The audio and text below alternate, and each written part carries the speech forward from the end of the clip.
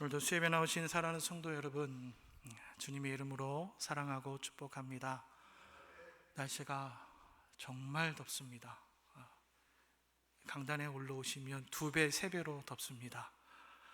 덥지만 하나님의 말씀은 신선하게, 또 살아 역사하시는 하나님의 말씀이 우리의 영혼까지도 시원하게 해 주실 것을 믿으면서 우리 앞뒤 좌우에 계신 분들과 반갑게 인사하겠습니다. 사랑하고 축복합니다.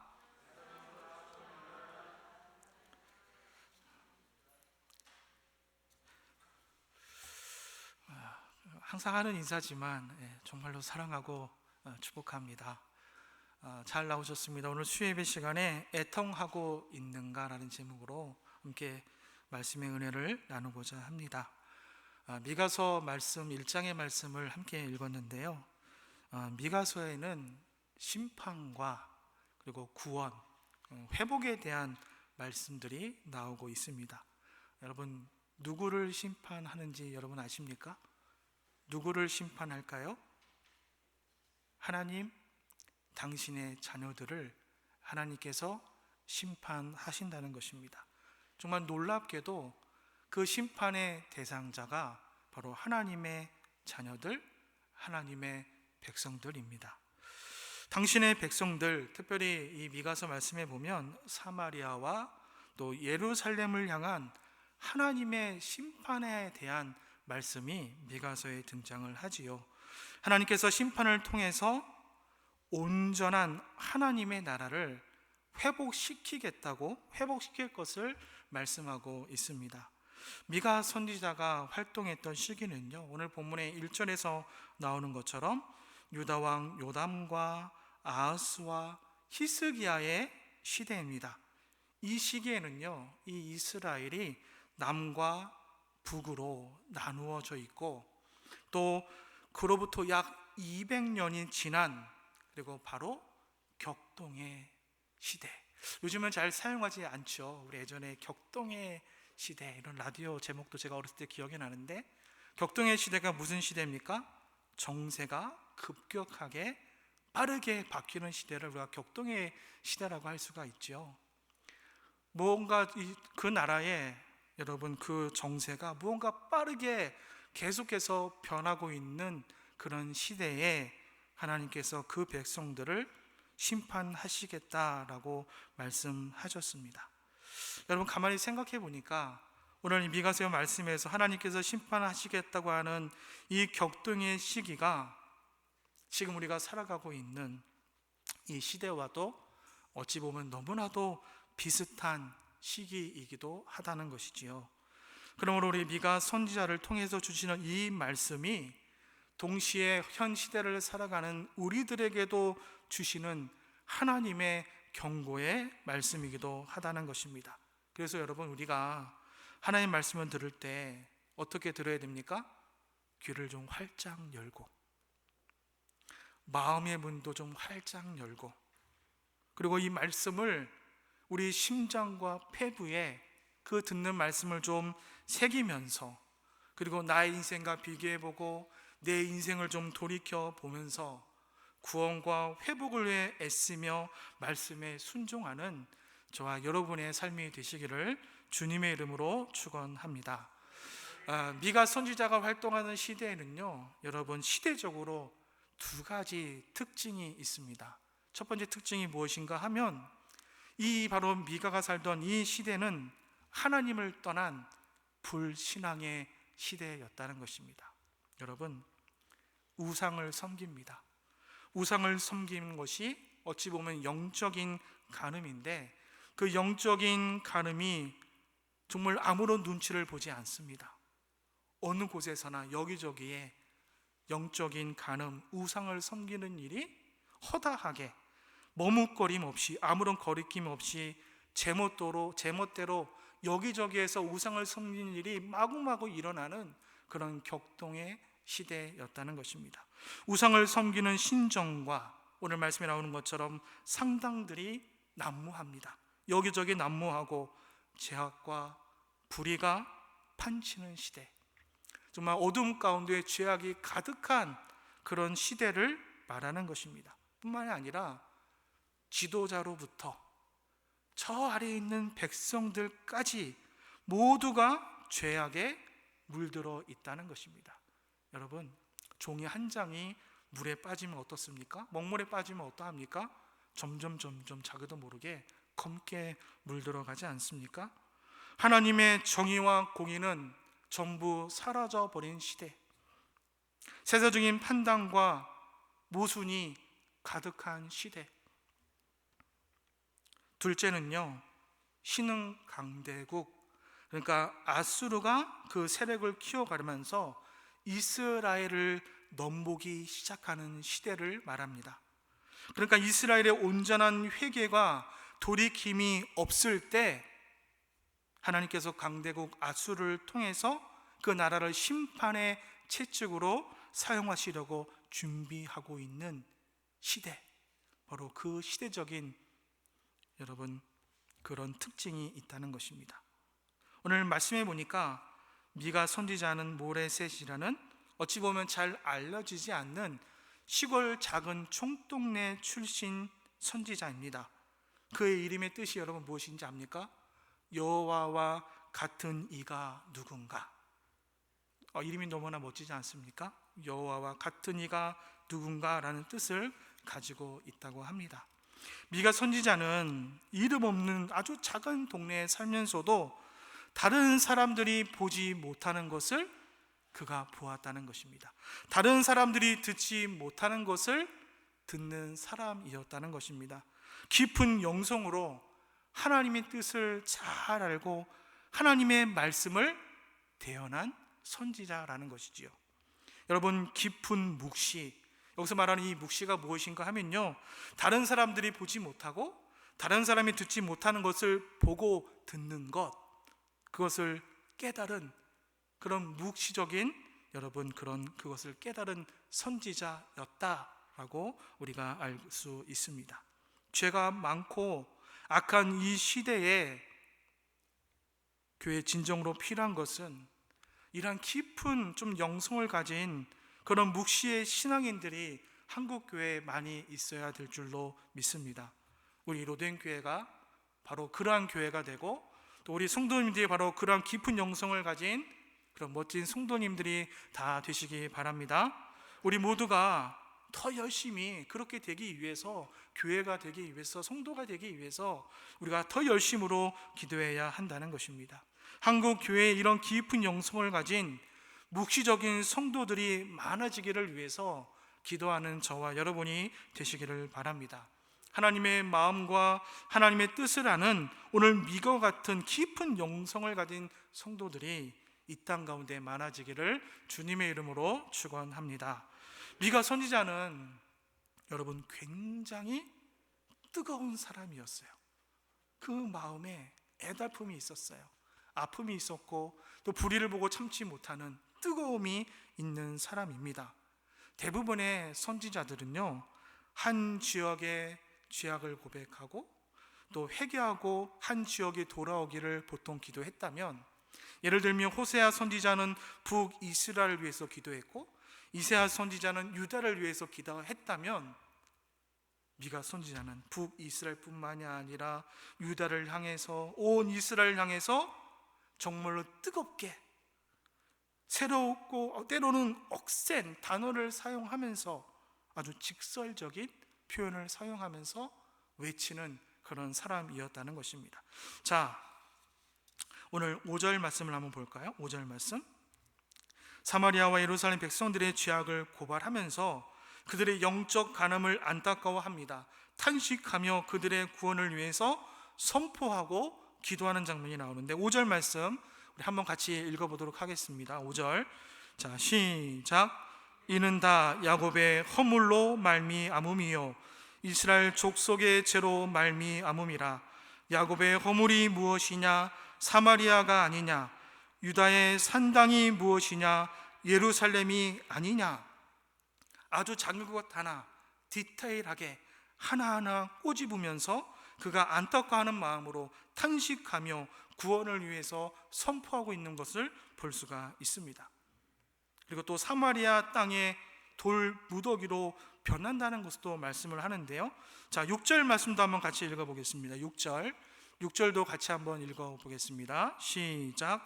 이러므로 내가 사마리아를 들에 무더기 같게 하고 포도 심을 동상 같게 하며 또 그 돌들을 골짜기에 쏟아내리고 그 기초를 드러내며. 여러분, 이뿐만이 아니라 이번에는 유다의 도시 하나하나를 거명하며 모든 도시에 하나님의 재앙이 임할 것을 선포하고 있다는 것입니다. 오늘 말씀을 읽다 보면 여러 도시들이 등장을 합니다. 10절 말씀에 보면 가드, 베들레아부, 11절 샤빌, 사난, 베데셀, 마로, 라기스, 마레사, 계속해서 수많은 여러 가지 도시들 하나하나가 등장을 합니다. 그런데요, 이 모두가 전부 사로잡혀서 떠나게 될 것이다 라는 예언을 하고 있다는 것입니다. 16절의 말씀을 보십시오. 그들이 사로잡혀 너를 떠났음이라 라고 말씀합니다. 여러분, 그렇게 번성하던 북이스라엘은 아수르의 침공을 받아서 결국 멸망하게 됩니다. 자신들에게는 절대로 문제가 없다고 했던 남유다도 주변 강대국의 소용돌이에 휘말리게 되는 것입니다. 하나님께서 이런 시기에 미가 선지자를 선택하셔서 사마리아와 예루살렘에게 회개를 선포하고 있다는 것입니다. 오늘 본문의 1절 말씀을 다시 한번 보십시오. 미가는 이름 없는 작은 시골 마을에 살면서도 무엇을 보았다고요? 다른 사람이 보지 못하는 것을 보았습니다. 다른 사람이 듣지 못하는 것을 들었습니다. 깊은 영성으로 하나님의 뜻을 그가 알았고 하나님의 말씀을 대신 전하는 그런 선지자였다는 것입니다. 다른 사람이 보지 못하고 듣지 못하는 것, 그가 보고 들으며 늘 하나님의 말씀을 깨달았다는 것입니다. 이곳에 부패하고 타락한 예루살렘의 부자들이 와서 부당한 방법으로 그곳에 사는 그 모든 것들, 소산물을 착취하거나 그 땅의 것을 빼앗아 갔습니다. 그래서 예루살렘 사람들의 입장에서 보면 그 모레셋은 힘이 없는, 그러니까 보잘것없는, 자신들이 원하면 모든 것을 가질 수 있는, 뜻대로 다 할 수 없는 보잘것없는 마을에 불과했다는 것입니다. 그런데 이 작은 이름 없는 시골 출신 선지자가 와서 하나님 말씀을 전하는데 과연 사람들이 그곳 출신 미가가 전하는 그 말씀을 집중해서 과연 귀담아 그 말씀을 그들이 들었겠습니까? 우리도 평소에 겉으로만 모든 것을 판단하는 경우가 있지 않습니까? 사람의 겉모습만 보고 과연 저 사람이 저 일을 잘 할 수 있을까 하는 의문을 가질 때가 있다는 것이지요. 그러나 사람은 한계가 있지만 하나님이 임재하시면, 하나님이 함께 하시면 모든 것이 가능하다는 것을 믿으시기 바랍니다. 그 이름 없는 보잘것없는 그 작은 동네 출신 미가 선지자, 그러나 그가 하나님이 사용했더니 여러분, 볼 것 없는 이 모레셋 출신 미가 선지자에게 여호와 하나님의 말씀이 임했을 때 심판과 회개에 대해서 선포하며 훗날 소망의 예수님께서 베들레헴에서 태어날 것이라는 그 희망을 선포하게 합니다. 미가 선지자를 통해서 그 놀라운 소식을 전하게 하는 것입니다. 사랑하는 성도 여러분, 미가에게 여호와의 말씀이 임하신 그 이유가 무엇이겠습니까? 바로 이스라엘의 범죄 때문입니다. 그들의 악행 때문입니다. 그들의 죄악 때문입니다. 이스라엘의 심판은 오늘 말씀에 산들을 녹이고 골짜기들을 갈라지게 할 정도로 큰 형벌이었다는 것입니다.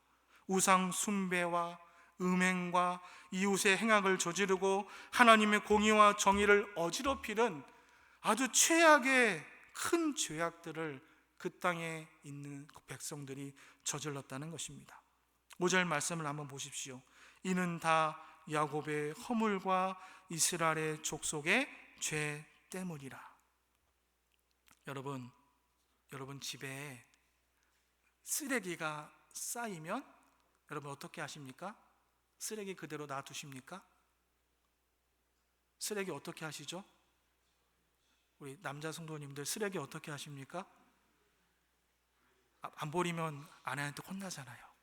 그렇죠? 저도 되게 많이 혼나거든요. 쓰레기를 집에 있으면 당연히 쓰레기를 버립니다. 요즘 아파트는 버리는 날짜가 따로 있잖아요. 요일이 따로 있잖아요. 그날에 버리거나 버리지 못하면 또 한 곳에 따로따로 또 분리해서 그 쓰레기 버리는 날에 우리는 그 쓰레기를 갖다 버리는 것입니다. 그런데 이스라엘 백성들은 허물과 죄들이 단접하고 그것들을 방관하고 치우지 않았다는 것입니다. 오히려 그 허물과 죄를 더 많이 만들어 내었습니다.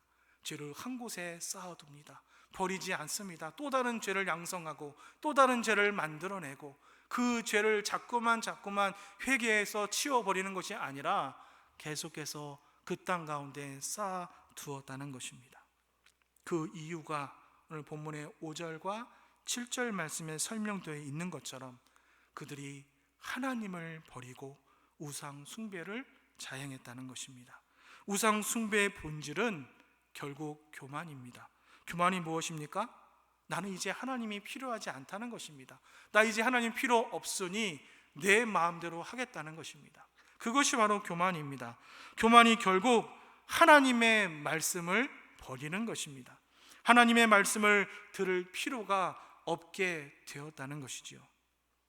미가를 비롯한 선지자들이 계속해서 이스라엘 죄에 대해서 외치는 것이 무엇입니까? 하나님의 그 심판이 다가오는 그 상황에서 이스라엘 백성들에게 먼저 구한 것이 무엇입니까? 다름 아닌 하나님의 말씀을 구했다는 것입니다. 그러나 그들은 끝까지 하나님의 말씀이 아니라 거짓 선지자들의 잘못된 허탄한 가르침에만 귀를 기울이고 결국에 패망을 자초하고 말았다는 것이지요. 사랑하는 성도 여러분, 지금 우리가 신앙인의 모습으로 살고 있다고 하지만 우리 마음에 우리를 지탱하는 하나님의 이 말씀들이 지금 내 안에서 점점 사라지고 있다면 우리의 영적인 부분들도 결국에는 모조리 사라져버리고 소멸될 수 있다는 사실을 여러분 기억하시기를 바랍니다. 그래서 하나님께서 미가를 선택하셔서 이스라엘 백성들에게 하나님의 말씀을 대언하셨던 것처럼 오늘 우리들에게도 여호와 하나님의 말씀이 임한 것을 믿으시기 바랍니다. 그래서 헛되이 살지 말고 주님께서 우리에게 주신 그 사명들을 우리가 잘 생각하고 기억하면서 신앙인다운 책임감을 가지고 우리가 이왕이면 멋진 신앙인이 되어야 하지 않겠습니까? 미가는 남들이 보고 듣지 못한 것을 보고 들은 후 여러분 가만히 있지 않았습니다. 8절 말씀에 보니까 우리 8절 말씀 한번 같이 읽어보겠습니다. 8절 말씀 같이 읽겠습니다. 시작. 이러므로 내가 애통하며 애곡하고 벌거벗은 몸으로 행하며 들깨같이 애곡하고 타조같이 애통. 미리 임할 재앙을 그가 체험한 후에 애곡하고 그리고 애통해 하고 있는 것입니다. 사마리아와 예루살렘 앞에 놓인 그 미래의 운명을 그가 바라보면서 처량하게 애통해 하는 그 모습을 오늘 우리들에게 보여주고 있습니다. 미가가 그렇게 애통한 이유가 무엇입니까? 하나님의 심판을 추례하는 그 사마리아의 죄가 더 이상 치유될 가능성조차 보이지 않는다는 것입니다. 사마리아의 문제가 이제는 예루살렘으로 전염될 수 있는, 옮겨가게 될 것을 알았기 때문에 더 이상 지체할 수가 없다는 것이지요. 히스기야 제14년 아수르의 사네립 왕은요 대군을 이끌고 남유다를 침공합니다. 그런데 순식간에 무려 46개라는 성읍들을 단 한 번에 함락시켰습니다. 아까 우리가 읽었던 10절부터 15절에 나오는 여러 가지 성읍들의 이름이 있지 않았습니까? 바로 그 성읍들이 바로 그때 아수르에 의해서 함락된 성읍들입니다. 이 성읍들이 원래 이스라엘 백성들이 하나님의 약속의 기업으로 받은 장소였다는 것입니다. 그곳에서 하나님께서 너희들이 기쁨과 자유를 누리라고 그곳에서 그렇게 살아가라고 하셨지만 이제는 오히려 어떻게 되었습니까? 12절 말씀을 보십시오. 이는 재앙이 여호와께로 말미암아 예루살렘 성문에 임함이니라. 하나님께서 약속의 기업으로 받은 그 땅이 기쁨과 자유의 삶을 누렸던 그 자리가 어떻게 되었습니까? 재앙으로 가득한 저주로 변하게 될 것을 말씀하고 있다는 것입니다. 그런데 오늘 본문에서 침공한 아수리아에 대한 내용이 전혀 등장하지 않습니다. 성경에 말씀하고 있지 않습니다. 왜 그렇습니까? 이것은 아수르가 문제의 원인이라고 생각되지 않았기 때문에 그것에 대해서 전혀 말씀하고 있지 않다는 것입니다. 당시 이 처절한 형벌과 황폐함의 결과는 바로 하나님을 두려워하지 않고 하나님의 말씀을 실천하지 않고 그 땅 가운데 우상이 넘쳐나고 그 땅 가운데 악행이 넘쳐나서 하나님에게서 떠난 이스라엘 백성들에게 그 불행의 저주의 원인이 있었다는 것입니다.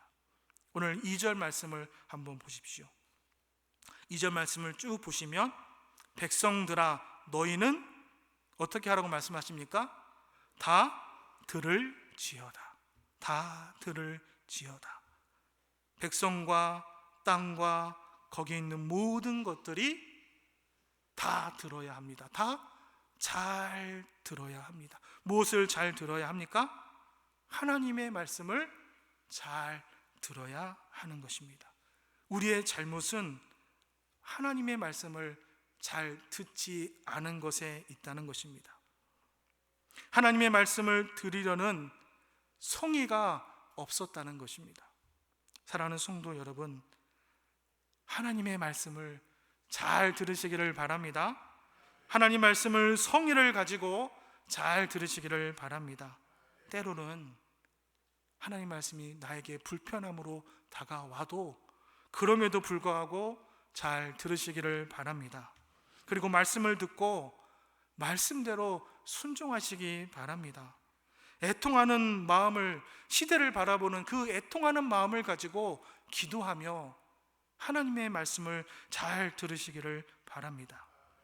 항상 여호와 하나님 말씀을 잘 들으시기를 다시 한번 부탁을 드립니다. 우리가 그렇게 할 때 회복의 은혜가 이 땅 가운데 임하게 될 것을 믿으시기 바랍니다. 언제와 우리와 함께 동행하시는 그 하나님의 은혜에 날마다 감사하며 사는 저와 여러분이 되시기를 바랍니다. 하나님의 말씀을 우리의 심장과 폐부에 품고 순종하며 살아가는 우리 로뎀의 모든 귀한 성도님들이 다 되시기를 주님의 이름으로 축원합니다. 함께 이 시간 찬양하고 함께